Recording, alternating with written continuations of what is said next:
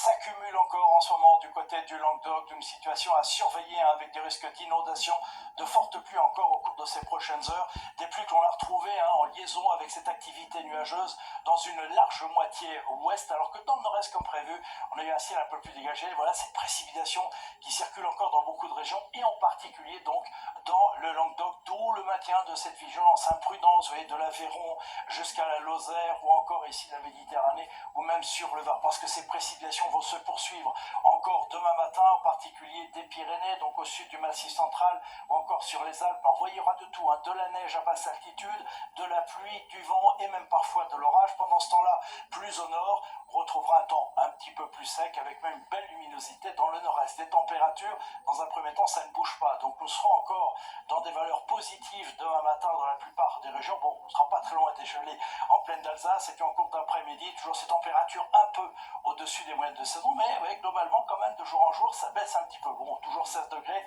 en Corse. Alors la suite, donc, c'est l'arrivée de cet air froid par le nord. Donc pour la journée de mardi, retour d'un ciel gris dans la moitié nord mais sans précipitation. Toujours beaucoup d'activité dans le sud des Pyrénées aux Alpes avec de la neige à basse altitude, donc baisse des températures qui va s'accentuer dans la journée de mercredi.